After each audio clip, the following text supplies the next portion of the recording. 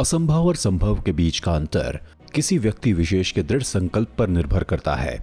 यह वाक्य हमने कई बार सुना होगा, मगर इसे सत्य कर दिखाने वाले लोग शायद ही देखे होंगे।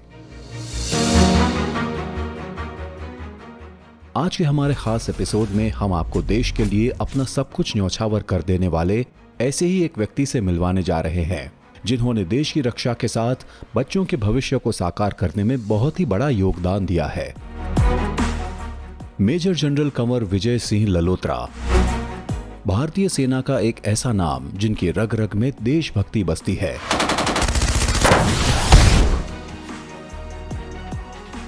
आजादी से पहले पाकिस्तान के नरोवाल जिले में जन्मे मेजर जनरल कंवर विजय सिंह ललोत्रा का परिवार बंटवारे के बाद पठानकोट आ गया था। सदियों से उनके परिवार ने देश सेवा में जो योगदान दिया है वह अतुल्य और अमूल्य है, जिसके चलते उन्होंने भी आर्मी ज्वाइन करने का फैसला लिया। 25 साल पहले 1995 में जब जम्मू कश्मीर में आतंकवाद सिर चढ़कर बोल रहा था और हर दिन पाकिस्तान द्वारा सीज फायर का उल्लंघन हो रहा था, तब इस तनाव में बच्चों के भविष्य पर प्रतिकूल प्रभाव पड़ा और एक पीढ़ी थी जो बढ़ रही थी लेकिन अशिक्षित थी। आशा की एक किरण बनकर मेजर जनरल कंवर विजय सिंह ललोत्रा ने एक ऐसी पहल की जिससे न सिर्फ राजौरी क्षेत्र में बल्कि पूरे जम्मू कश्मीर में शिक्षा को एक नया मुकाम हासिल हुआ। उन्होंने पुंछ राजौरी सेक्टर के हमीरपुर में एलओसी पर पाइनवुड स्कूल की स्थापना की और यहीं से शुरू हुई एक महान यात्रा।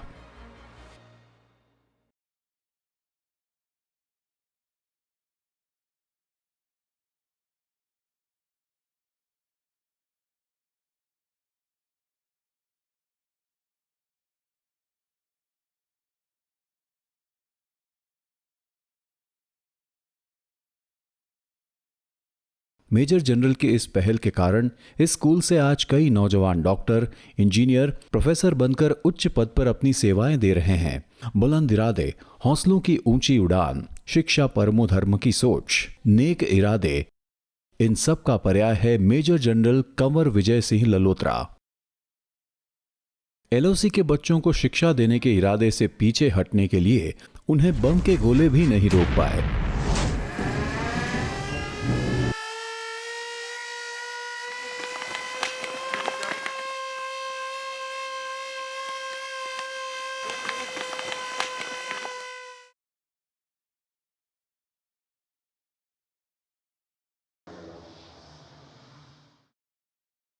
OTT India TV presents अनस्ट्रीम talks में अति विशिष्ट सेवा मेडल, युद्ध सेवा मेडल, सेना मेडल जैसे पदकों से नवाजे जाने वाले मेजर जनरल कंवर विजय सिंह ललोत्रा का हम स्वागत करते हैं।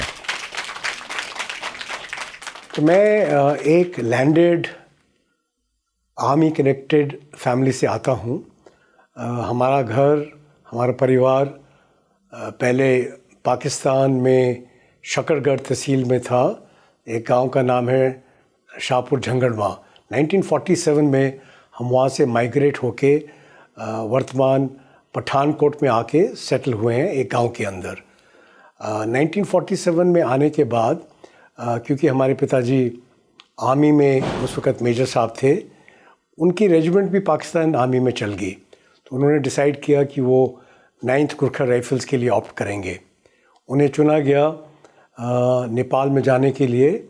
इंडिया का जो पहला मिलिट्री मिशन था वहाँ पर जाके जो वहाँ की आर्मी है उसको ट्रेन करने के लिए और जो वहाँ के प्रिंसेस थे उनका ट्यूटर बनने के और उनको ट्रेनिंग देने के लिए। तो मैं तकरीबन 1 साल का ही था, कुछ महीने का था जब हम नेपाल चल गए। तो पाकिस्तान से आए, कुछ दिन हम जो आज पठानकोट का गांव है वहाँ रहे और फिर हम नेपाल चल गए। जो मैंने पहली भाषा सीखी वो नेपाली थी।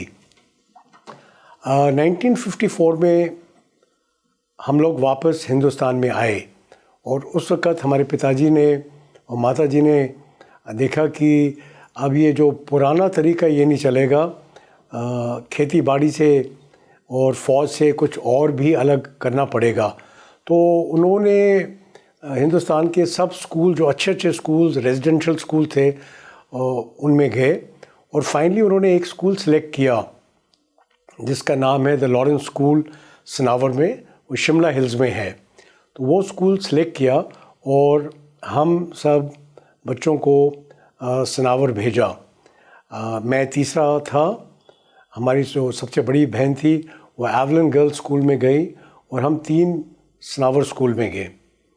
मैं सनावर स्कूल में 1969 में पास आउट हुआ और पता नहीं क्या स्कूल ने क्या खूबी मेरे में देखी, लेकिन मैं थोड़ा अभी इमॉडेस्टली बताना चाहता हूँ कि मुझे 1969 में द प्रेसिडेंट ऑफ इंडिया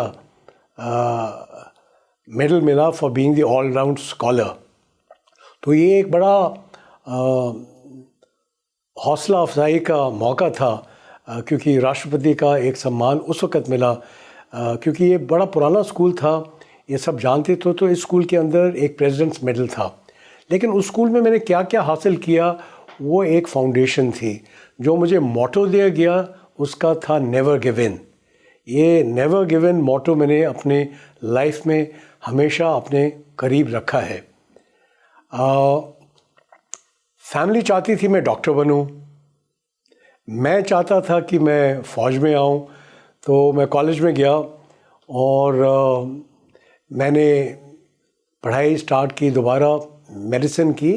लेकिन उस वक़्त 1970 का जो हिंदुस्तान और पाकिस्तान के बीच में हालात थे वो अच्छे नहीं थे और उस वक़्त लगता था किसी मौके पे भी लड़ाई शुरू हो जाएगी। तो मैंने चुपचाप फ़ौज के लिए भी तैयारी की। घर में किसी को बताया नहीं कि मैं तैयारी कर रहा हूँ, चुपचाप गया, इम्तिहान दिया, SSB इंटरव्यू किया और सब कुछ पास करने के बाद में मैंने अपने फादर साहब को बोला कि मैं आपसे कुछ शेयर करना चाहता हूँ। उन्होंने कहा क्या? मैंने कहा मैं डॉक्टर भी बन सकूँगा, लेकिन अगर आप मुझे फ़ौज में जाने की इजाज़त देंगे तो मैं आपके फुटस्टेप्स में चलूँगा। मैं क्या, हमारी फैमिली में मेरे बड़े भाई साहब भी आर्मी में गए थे, तो मैं भी आर्मी में जाना चाहता हूँ। तो 71 का दौर था। उन्होंने कहा मैं पुंछ में हूँ, मैं बॉर्डर पे हूँ, लेकिन जो फ़ैसला आपका है मैं उससे मंजूर हूँ। तो मैं 1971 में मेरा फ़ैसला, जब लड़ाई हो रही थी उससे पहले मेरा फ़ैसला फ़ौज में आने का बन गया। 72 जनवरी में मैं इंडियन मिलिट्री एकेडमी में गया और 73 दिसंबर में मेरा कमीशन हुआ और मेरा सौभाग्य था कि मैं लाल किले में फ़र्स्ट पोस्टिंग में आया। उस वक़्त जनरल बवूर हमारे कर्नल ऑफ द रेजिमेंट थे, उन्होंने सेलेक्ट किया मुझे 11 GR के लिए और मेरी नौकरी स्टार्ट हुई लाल किले से और राष्ट्रपति भवन से। 10 दिन के अंदर मैंने एक गार्ड ऑफ ऑनर दिया पालम में मिसेस बंद्रा नायके को। वो उस वक़्त श्रीलंका के प्राइम मिनिस्टर थे। तो शुरू से ही मुझे बहुत मौके मिले। परिवार में सबसे पहले मैं जो इमीडिएट मेरी मिसेस वो भी आर्मी बैकग्राउंड से हैं। उनके पिताजी भी वो चाइनीज़ इंटरप्रेटर थे, आर्मी से थे कर्नल साहब, और चाइनीज़ इंटरप्रेटर थे। और वो कर्नल हरमंदर सिंह, वो मिस्टर चाउन लाए और मिस्टर नेहरू के बीच में जब बातचीत हुई थी तो वो इंटरप्रेटर थे। और मेरी शादी उनके घर में हुई। वो दिल्ली से पढ़ी हुई हैं, वो मास्टर्स हैं चाइल्ड डेवलपमेंट में दिल्ली यूनिवर्सिटीज़ में, टॉपर लेडी अर्विन कॉलेज से। मेरे 2 लड़के हैं। बड़ा लड़का वो गौतम प्रताप सिंह, वो एक बड़ा जोशीला, बड़ा मोटिवेटेड, बड़ा कंट्री के लिए हर एक चीज़ कर सकता है। और वो अभी क्या है कि एक मीडिया कंपनी के लिए डिजिटल न्यूज़ में काम करता है। उसका पैशन है कीबोर्ड बजाना, क्रिकेट खेलना और स्पोर्ट्स के बारे में लिखना। मेरा जो छोटा लड़का है वो एक डेवलपमेंट इंजीनियर है गुडियर टायर में, इस वक्त लक्समबर्ग में है। उसकी मिसेस भी उसके साथ में है उसी जगह, उनका एक छोटा बच्चा है। वो एक अलग लाइन में आगे निकल गया है और वो ग्लोबल हेड है इनोवेशन और डेवलपमेंट का। तो ये तो है मेरी इमीडिएट फैमिली। मेरी 2 सिस्टर्स हैं, वो दोनों आर्मी के अंदर ही मैरिड हैं। वो दोनों ने पढ़ाया, वो भी टीचर्स थी। और मेरे लेट भाई साहब बड़े थे, वो कर्नल साहब, वो भी 9th गुरखा राइफल्स में थे। वो भी फ़ौज छोड़ के फिर एजुकेशन सेक्टर में आए और उन्होंने भी मेयो कॉलेज से रिटायरमेंट लिया। तो ये हमारी इमीडिएट फैमिली है। बाकी फैमिली बहुत बड़ी है। मेरी फैमिली में समझता हूँ, क्योंकि मैं शिक्षा क्षेत्र में था, तो मैं एक प्रिंसिपल रह चुका हूँ, मैंने कुछ स्कूल्स फाउंड किए हैं। तो जितने भी बच्चे वहाँ पढ़ते हैं वो सब मेरी फैमिली, वहाँ के टीचर्स, वहाँ के बच्चे। तो अगर आप मैं फैमिली के बारे में बोलूँ तो बहुत बड़ी फैमिली है, इंटरव्यू उसी में निकल जाएगा। मैं हमेशा प्रभावित था आर्मी के डिसिप्लिन से। आर्मी का जो कल्चर है वो एक अलग सा होता है। काम करना तो खूब जोश के साथ काम करना, जब गेम्स खेलनी उतने ही जोश के साथ करनी, और जब पार्टी करनी उतने ही जोश के साथ पार्टी करनी। मैंने कहा ये बहुत बढ़िया तरीका है, हर एक चीज़ इसमें है। तो हम देखते थे, हम बच्चे थे जब हम अपने पिताजी वगैरह को देखते थे फायरिंग करना, राइडिंग करना, वो बड़े अच्छे घोड़सवार थे। हमेशा कोई ना कोई कॉम्पिटिटिव कंपटीशन, कुछ ना कुछ कंपटीशन चलता रहता था। फायरिंग कंपटीशन चल रहा है, फुटबॉल कंपटीशन चल रहा है, बास्केटबॉल कंपटीशन चल रहा है, बॉक्सिंग कंपटीशन चल रहा है। तो मैंने कहा कि बस हम ऐसी ही आउटडोर लाइफ में हम रहना चाहते हैं। तो मैंने स्कूल में ही निर्णय कर लिया था कि मैं, क्योंकि जिस स्कूल में मैं गया था वो ट्रेडिशनली एक सोल्जर्स के बच्चों के लिए बनाया हुआ स्कूल था। ये सबसे पुराना, वर्ल्ड का सबसे पुराना कोएड स्कूल है। तो हमारी जो वहाँ की जो शिक्षा थी वो एक किस्म की मिलिट्री तरीके से, हर एक डिसिप्लिन तरीके थी। तो इसलिए मैंने स्कूल में ही डिसाइड कर दिया कि मैं जाऊँगा। लेकिन मैं कॉलेज में गया मेडिसिन पढ़ने के लिए, और वहाँ उस वक़्त मैं एक और एग्ज़ाम के लिए मैंने अपेयर किया। ये था लॉ के एग्ज़ाम के लिए, और मुझे ऑक्सफोर्ड में भी एडमिशन मिला और मुझे रशिया में भी एक स्कॉलरशिप मिली। लेकिन मैं चाहता था कि मैं इंडियन आर्मी में आऊँगा, और फाइनली मेरा ही फैसला था। मेरे पेरेंट्स ने सपोर्ट किया और आर्मी में आ गया मैं। हर एक दिन आर्मी में एक चैलेंज होता है, कोई बड़ा चैलेंज या छोटा चैलेंज नहीं होता है। हर एक दिन एक चैलेंज होता है। कोई भी आपने काम करना है तो उसको आपने एक चैलेंज के तौर पे लेना है।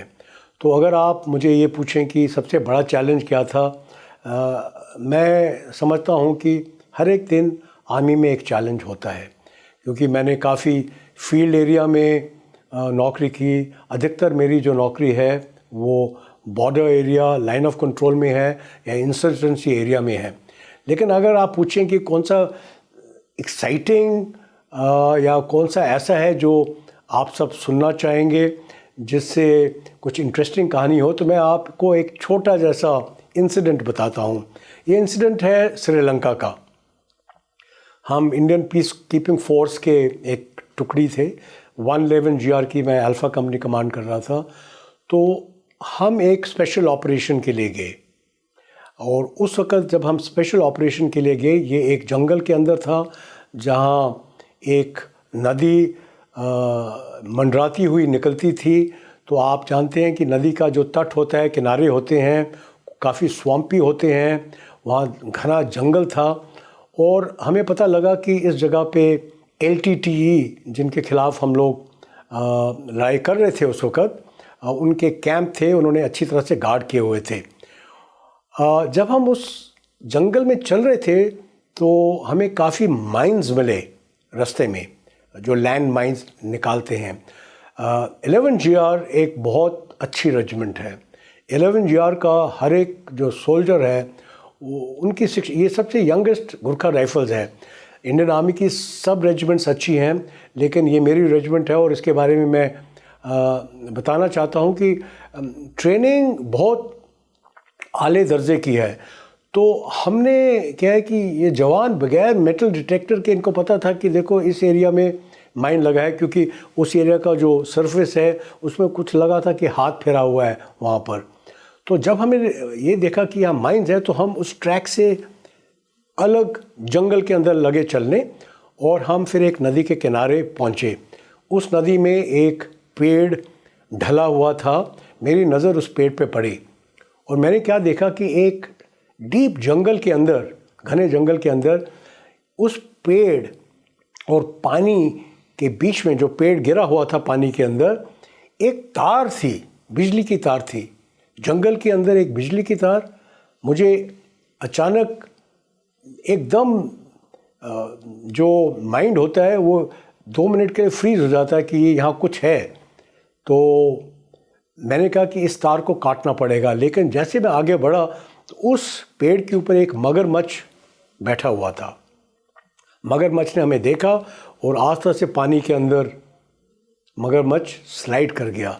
तो अब क्या है, एक नदी है, एक बिजली की तार है और एक मगरमच्छ है, और हमने उसको क्रॉस करना है। हमने खुखरी से, मेरे जवानों ने तार को काटा और हमने ऑर्डर दिया कि छलांग मार के इस नदी को क्रॉस करना है, जबकि हम जानते थे कि इसके अंदर मगरमच्छ भी है। क्योंकि हम अगर उस जगह पे रहते तो हो सकता है कि उस जगह में काफ़ी इलेक्ट्रिकली ऑपरेटेड माइंस, जिनको क्लेमो माइंस कहते हैं, वो हो सकते हैं।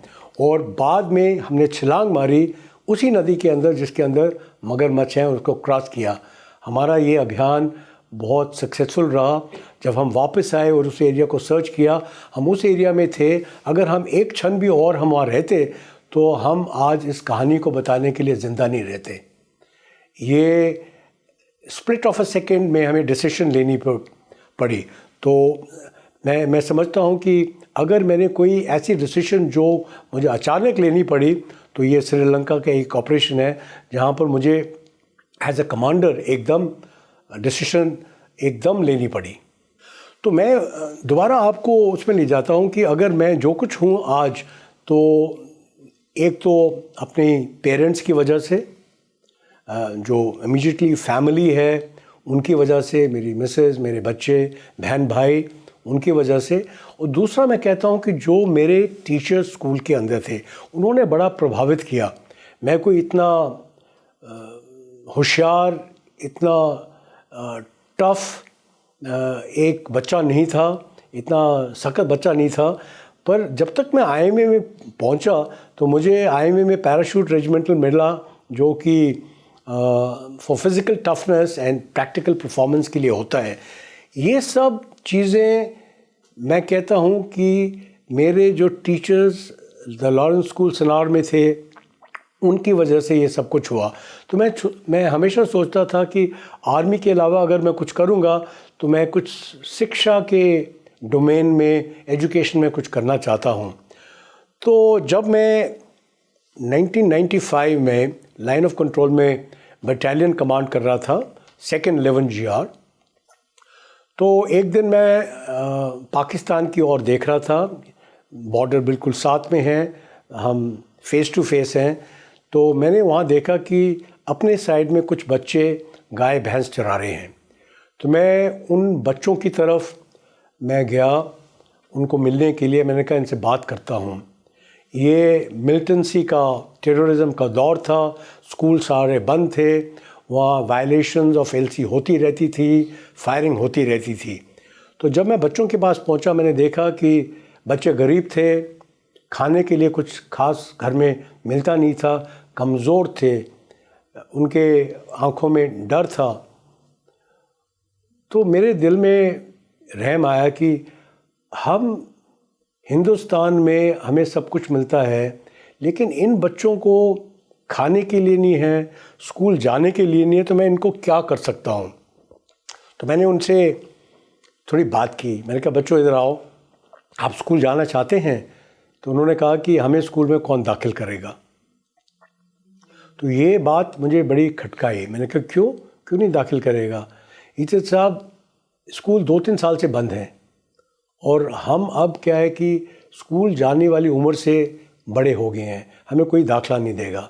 तो मैं जब वापस अपने बंकर में गया तो मैंने सोचा कि मैं क्या कर सकता हूँ। तो मुझे ख्याल आया कि पुंछ में मिशनरी स्कूल है एक, तो मैं उस मिशनरी स्कूल के पास जाता हूँ, उनसे गुजारिश करता हूँ कि वो एक आके ब्रांच खोलें या कुछ टीचर्स दें, कुछ नन्स को भेजें। तो अगले दिन मैं वहाँ पर गया, मैं वहाँ के पास्टर से मिला, प्रिंसिपल से मिला। तो उन्होंने कहा कि कर्नल साहब, आपका बड़ा नेक इरादा है, लेकिन हम और कोई ब्रांचेस खोल नहीं सकते हैं और बड़ा लंबा प्रोसीजर है और उस वक्त तक आपके यहाँ से पोस्टिंग आ जाएगी। तो मैं उसके बाद एक वहाँ गुरुद्वारा है पास में, तो बड़ा फेमस नगारी साहब का गुरुद्वारा, वहाँ गया। तो उन्होंने बड़े आदर से हमें बुलाया, क्योंकि मैं जानता हूँ कि सिख कम्युनिटी भी बहुत अच्छे तरीके से चीज़ें करती हैं, जन सेवा करती हैं। तो मैंने कहा कि आप हमारे स्कूल में, मेरे यूनिट एरिया में आके एक स्कूल खोले। तो उन्होंने बड़ा आदर किया, लेकिन कहा कि कर्नल साहब, ये काम हम नहीं कर सकते हैं। तो मैं वापस आया, मैंने कहा कि ये तो नॉन स्टार्टर लगता है। लेकिन रात को मैंने अपनी मिसेस से बात की टेलीफोन के ऊपर, जो उस वक्त जम्मू में थी, वो आर्मी स्कूल में पढ़ा रही थी। मैंने कहा क्या आप ऊपर आ सकती हो, मैं परमिशन लूँगा, तो एक यहाँ पर स्कूल बच्चों के लिए चलाना है। तो उन्होंने कहा आर्मी वाइफ्स एक बड़ा इम्पॉर्टेंट रोल अदाती है इंडियन आर्मी में, वो उतना ही काम करती हैं जितना कि आर्मी ऑफिसर्स करते हैं। उनकी कॉन्ट्रीब्यूशंस नेशन फॉर ग्रांटेड ले लेता है। तो वो आए और हमने क्या है कि एक स्कूल की नींव रखी।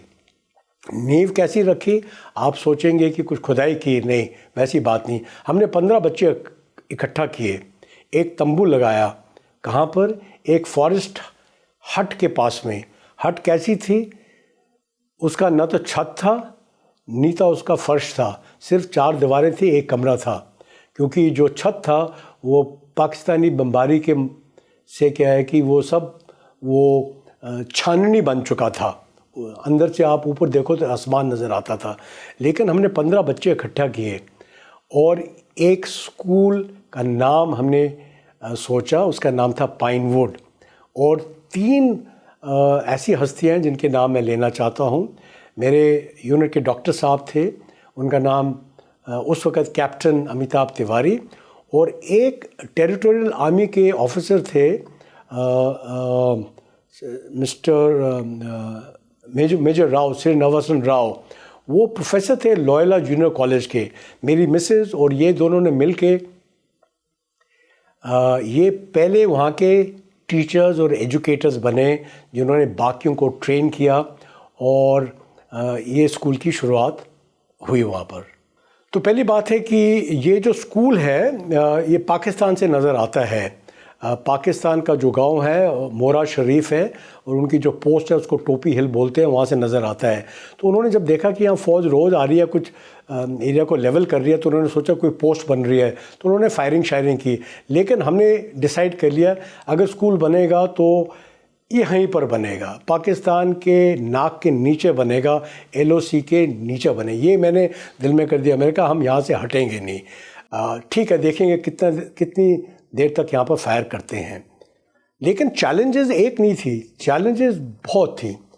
सबसे बड़ी चैलेंज ये थी कि पैसा नहीं था, टीचर्स नहीं थे। कोई भी आए तो हमने डिसाइड किया कि हम यहाँ के जो लोकल लोग हैं, जो 5वीं 8वीं क्लास पढ़ी हैं लेडीज़, उनको हम ट्रेन करेंगे कैसे पढ़ाना है। दूसरी बात है कि हम मोटिवेट करेंगे लोगों को स्कूल भेजने के लिए।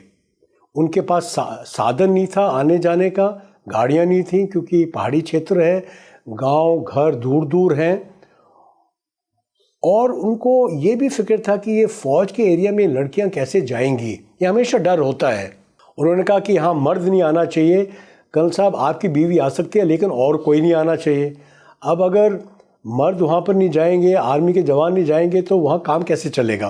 तो मैंने सब कुछ मान लिया, लेकिन मैंने एक शर्त रखी, वो था कि आप यहाँ फ़ीस देंगे, क्योंकि मैं वहाँ के लोकल जो टीचर्स एम्प्लॉय कर रहे हैं उनको कुछ तो पैसे देने थे। तो मैंने 30 रुपये फ़ीस रखी वहाँ पर। तो उन्होंने कहा कि इतना फ़ीस हम नहीं दे सकते हैं, लेकिन मैंने भी डिसाइड कर दिया कि मुफ्त में कुछ नहीं मिलेगा। तो मैंने कहा कि आप ऐसे है कि सब घास काटेंगे, हर एक महीने 2 बंडल हेड लोड सिर में आप उठा सकते हो, और गेट के दरवाजे के ऊपर 2 बंडल आप घास छोड़ोगे। घास वहाँ का बड़ा अच्छा है और रजौरी में बिकता है। तो जो फ़ौज की दूध की गाड़ी जो दूध सुबह लेके आती थी डेयरी फार्म से, जब वो वापस जाती थी हम उसमें घास लोड करते थे। ये घास रजौरी में बिकता था, और ये जो 2 बंडल घास है, इससे क्या है कि हमारे बच्चों की फ़ीस आती थी। तो सबसे बड़ा जो चैलेंज था वो था टीचर्स को ढूंढना, टीचर्स को ट्रेन करना, पेरेंट्स को कन्विंस करना कि वो अपने बच्चों को भेजें, और तीसरा था कि किसी तरीके से स्कूल चलता रहे ताकि फ़ीस आए। जैसे मैंने बताया कि पाकिस्तान लगातार फायरिंग करता रहा। उनको वो तो चाहता है कि उस एरिया से डीपॉपुलेट हो जाए। वो तो गांव में फायरिंग करते हैं, शहर पे फायर करते हैं। वो हिंदुस्तान की आर्मी के माफिक नहीं है कि जिनका बड़ा स्ट्रिक्ट कंट्रोल है सिविल पॉपुलेशन को एंगेज नहीं करना। तो हमने कहा कि क्योंकि जगह और भी नहीं थी, और दूसरी ये बड़ी अच्छी जगह थी क्योंकि मैंने देख लिया कि इस जगह में स्कूल फैल सकता है, खुल सकता है, बड़ा हो सकता है, और ये पोस्ट के नज़दीक है जहाँ से हम इसे महफूज रख सकते हैं। तो इसलिए हमने इसी जगह को हमने कायम रखा, लेकिन हमने प्रोटेक्टिव मेजर्स लिए। आज ये ऐसा स्कूल है जहाँ पर बंकर हैं, जहाँ पर अंडरग्राउंड शेल्टर्स हैं। तो जब फायरिंग होती है तो बच्चों को ड्रिल सिखाई गई है कि बच्चे और टीचर भाग के बंकरों के अंदर चल जाते हैं ताकि वो वहाँ पर महफूज रहें। बिल्कुल मुझे याद है कि उसी दौरान में टेंशन बढ़ गई, फायरिंग थोड़ी ज़्यादा हो गई, और हमारे 1-2 टीचर्स ने आना बंद कर दिया, और मैं चाहता था कि स्कूल चलता रहे।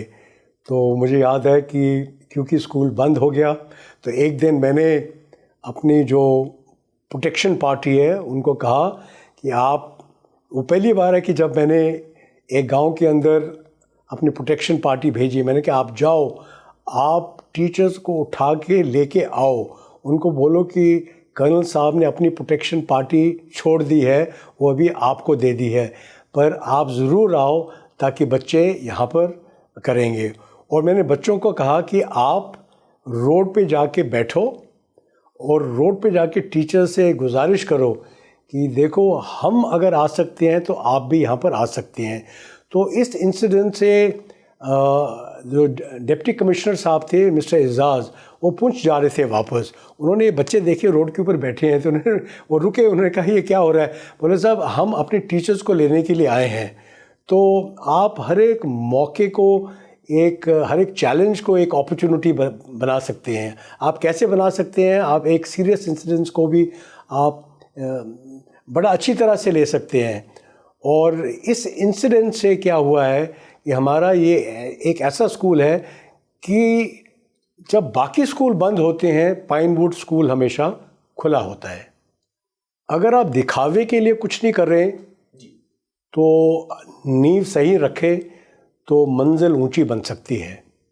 जब हमने स्कूल बनाया तो वहाँ पर कोई बोर्ड नहीं लगाया, हमने ये नहीं लिखा कि ये किस व्यक्ति ने मैंने अपना नाम नहीं वहाँ दिया, मैंने सिर्फ लिखा वहाँ पर पाइनवुड स्कूल इस्टेब्लिश्ड 1995, और नीचे मेरी यूनिट जिसमें मैं बड़ा फ़ख्र रखता हूँ 211 GR का छोटा जैसा नाम लिख दिया।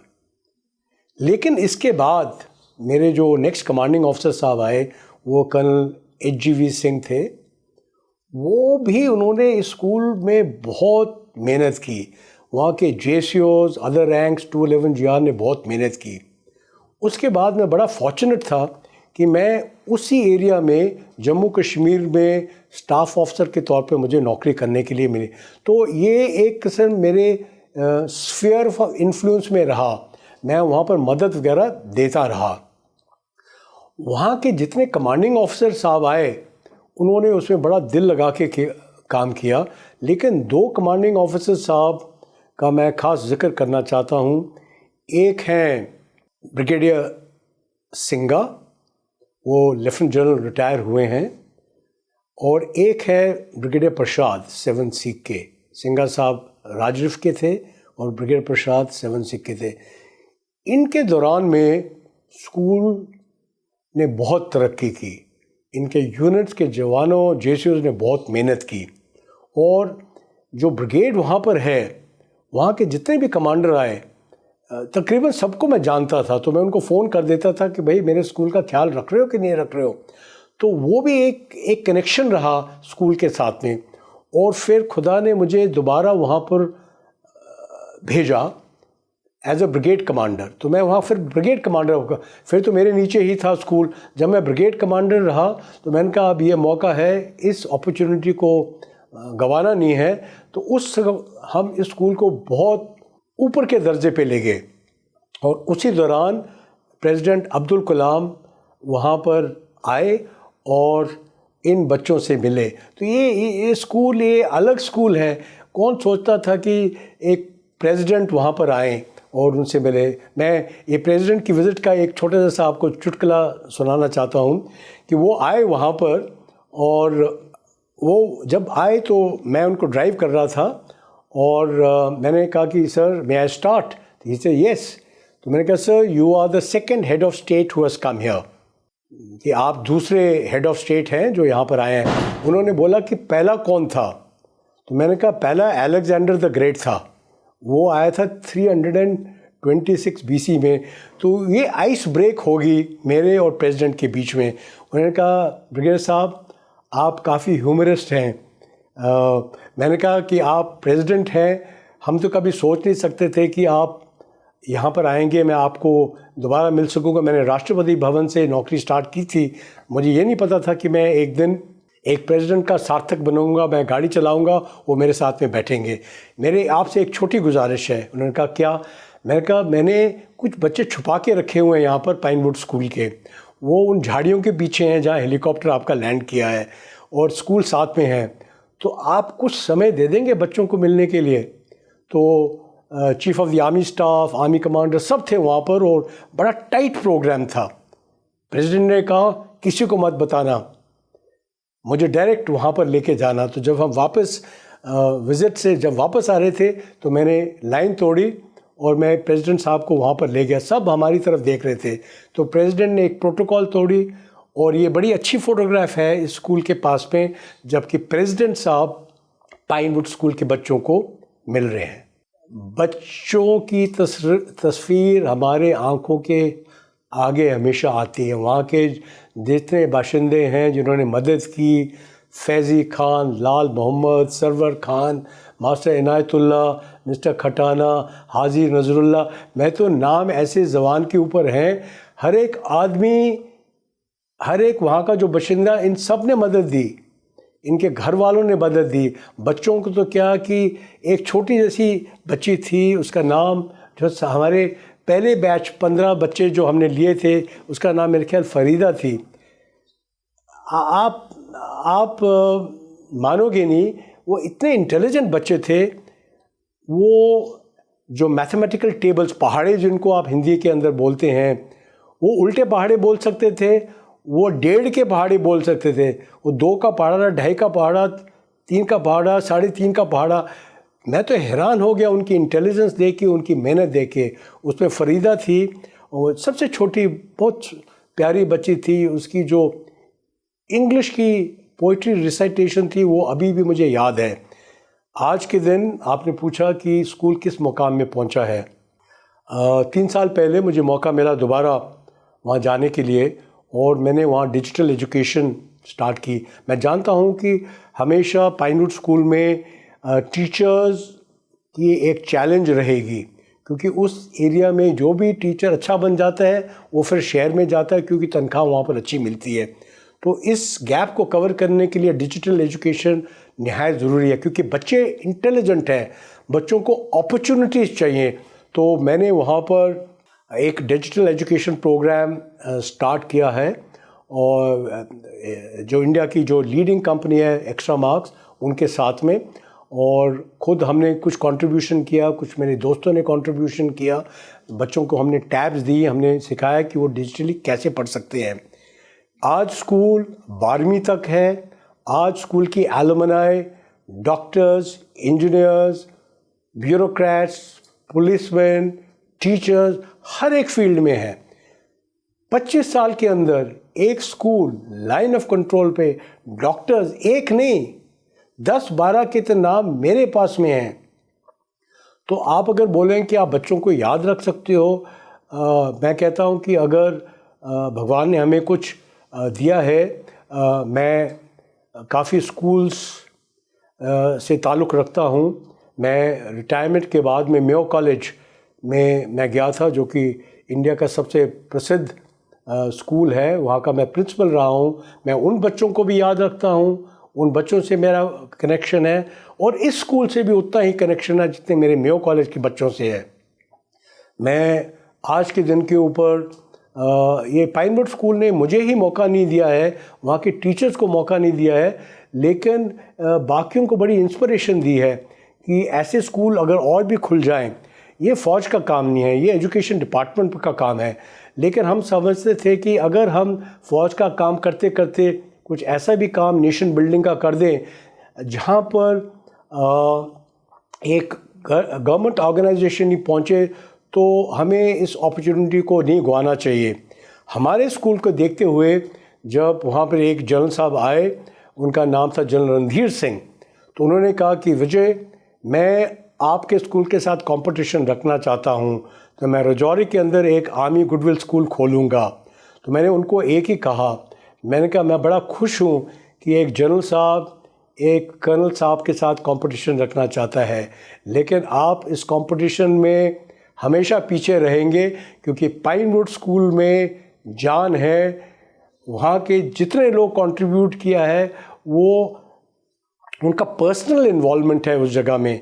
आज के दिन पे तकरीबन 40-42 आर्मी गुडविल स्कूल्स हैं, और उन सब ने एक प्रेरणा ली है हमारे पाइनवुड स्कूल से, और ये सबसे बड़ी मैं अपनी कामयाबी जानता हूँ। लेकिन इसका जो श्रेय है वहाँ के टीचर्स, वहाँ के कमांडिंग ऑफिसर्स, ब्रिगेड कमांडर। आज के दिन के ऊपर जब 25th एनिवर्सरी बनाई जा रही है, वहाँ जो कमांडर साहब हैं वो हमारे बड़े अजीज़ दोस्त, उनके पिताजी कर्नल साहब थे हमारे साथ में, उनके बेटे हैं। तो मैं उनको भी रिंग करके बोल सकता हूँ कि हमारे स्कूल का ख्याल रख रहे हैं कि नहीं रख रहे हैं।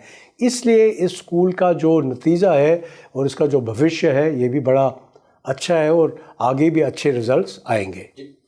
देखो, मैंने शुरुआत में आपको बताया कि हमारी फैमिली भी एक माइग्रेंट फैमिली है। हम पाकिस्तान शकरगढ़ से आके यहाँ पर सेटल हुए हैं, और हमारी ज़िंदगी जम्मू कश्मीर में और लद्दाख में काट दी है। हम अभी भी क्या है कि जम्मू कश्मीर के बॉर्डर के ऊपर रहते हैं। ये कहना कि कश्मीर के लोग एलिनेटेड हैं, अलग हैं, जम्मू एंड कश्मीर, ये सबसे पहले कि ये हिंदुस्तान को अपने मन से ये निकाल देना चाहिए। जम्मू कश्मीर लद्दाख में कुछ डिस्ट्रिक्ट्स हैं जहाँ पर ये प्रॉब्लम है, और ये प्रॉब्लम जो है ये अवाम का प्रॉब्लम नहीं है, ये कुछ टेररिस्ट ऑर्गेनाइजेशंस और कुछ लीडर्स का प्रॉब्लम है। अगर आपके पास बंदूक है तो आप जो नॉर्मल अवाम है उससे आप क्या एक्सपेक्ट कर सकते हैं? तो इसका एक ही तरीका है, अवाम हिंदुस्तान के साथ में है। मैं आपको बता रहा हूँ, मैं बॉर्डर के ऊपर था, मैं उसी जगह पे था। मुझे सब कहते थे कि कर्नल साहब आप हथियार के बगैर जाते हैं, आप बगैर प्रोटेक्शन पार्टी के साथ जाते हैं। मैं कमांडर था, हमारे जीओसी साहब जो जनरल ऑफिसर कमांडिंग, उन्होंने कहा मैं तुम्हें कैद कर दूंगा। मैं देखता हूँ, मैं सुनता हूँ कि आप हमेशा बगैर हथियार के आप घूमते रहते हैं गाँव के अंदर इधर उधर। मैंने कहा कि सर मुझे पूरा विश्वास है कि यहाँ के लोग हमें कुछ नहीं करेंगे। इसी तरह से आपके माध्यम से ये बताना चाहता हूँ कि अवाम आपके साथ में है, पर ये लोग जो कुछ लीडर्स हैं और कुछ जो टेररिस्ट हैं, ये क्या कहते मौका नहीं देते हैं। जो कदम अभी सरकार ने उठाए हैं ये बड़े अच्छे कदम हैं, और जो ग्रास रूट डेमोक्रेसी जब वापस आएगी, मुझे पूरा भरोसा है इससे और इसके साथ शिक्षा से आपका इन्वेस्टमेंट जो है वो एजुकेशन सेक्टर में होना चाहिए। आप एजुकेशन सही बहाल करेंगे तो एजुकेशन एक दवा है हर एक प्रॉब्लम की। क्योंकि स्कूल बंद हैं, क्योंकि स्कूल चलते नहीं हैं, क्योंकि स्कूलों में गलत चीज़ें सिखाई जाती हैं, तो ये सब प्रॉब्लम शुरू होते हैं। तो अगर आप मेरे से पूछें कि इसका नुस्खा क्या है, ग्रास रूट डेमोक्रेसी और गुड एजुकेशन, और उसके साथ साथ टेररिस्ट के साथ सख्त व्यवहार। टेररिज्म जो आती है वो उसमें दो हिस्से होते हैं, कहाँ से आती है और कहाँ से सपोर्ट मिलता है। तो सपोर्ट कहाँ से मिलता है? नेताओं से मिलता है। तो जो नेताओं ने आज तक एक फ्री रन लिया है, आप उनके ऊपर लगाम लगाएं। कहाँ से आती है? आप सबको पता है कहाँ से आती है। वहाँ पर मेरे ख्याल ये पहली बार है जब सरकार ने डिसाइड कर लिया कि हम टेररिज्म को यहाँ से नहीं ख़त्म करेंगे, हम उसकी जड़ से ख़त्म करेंगे। तो ये जो रिटेलिएटरी एक्शंस हमने स्टार्ट किया है, अब ये रिटेलिएटरी से थोड़ा प्रोएक्टिव बनना चाहिए। रिटेलिएटरी का मतलब है कि आप ये करोगे तो हम इससे डबल करेंगे। तो मैं चाहता हूँ कि अब हिंदुस्तान काफ़ी मजबूत है, काफ़ी कैपेबल है कि वो प्रीएम्प्टिव चीज़ें करें, ना कि रिटेलिएटरी चीज़ें करें। देश को इकट्ठा रहना चाहिए। देश को मजबूती मिलती है जब पूरे देश के लोग इकट्ठे काम करते हैं। जो स्ट्रेंथ एक देश को इकट्ठे काम करने से मिलती है, जैसे 71 में हुआ था, जैसे 1948 में हुआ था जब पहली बार पाकिस्तान ने लड़ाई की थी, 65 में हुआ था। तो मैं तो सिर्फ इतना कह सकता हूँ कि पाकिस्तान को आप अब छोड़ें, पाकिस्तान अपने आप को नष्ट कर देगा। ये आपने हवा बना दिया है कि पाकिस्तान पाकिस्तान। ये जब भी सीज़ फायर वायलेशन होते हैं, कभी आपने सुना है कि इससे क्या कहते हमारे लोग मरे? हाँ, हमारे सिविलियंस इनके ऊपर नुकसान होता है। और हमें दुख उस बात का लगता है कि जब ये वायलेशन करते हैं, बम जाके गिरते हैं क्या कहते गांव के अंदर, और कहीं आदमी मर जाता है, कहीं गाय भैंस मर जाती है, कहीं ऐसा नुकसान होता है। जो आर्मी के बंकर्स हैं वो बड़े फ्रक्टिफाइड हैं, सॉलिड हैं, उस पर जब तक कोई डायरेक्ट हिट नहीं आए तो ये सीज़ फायर वायलेशन से कुछ नहीं लगा होने। मैं OTT इंडिया TV को अपनी तरफ से दिल से धन्यवाद, थैंक यू कहना चाहता हूँ। आप आए हैं और मुझे मौका दिया है कि पाइनवुड स्कूल के बारे में मैं एक दो शब्द कह सकूँ।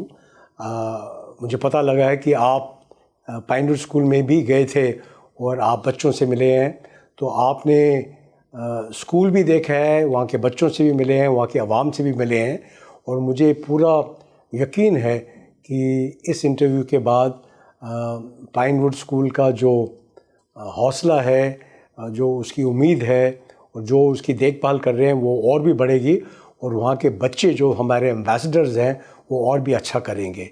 So thank you OTT India TV, thank you so much.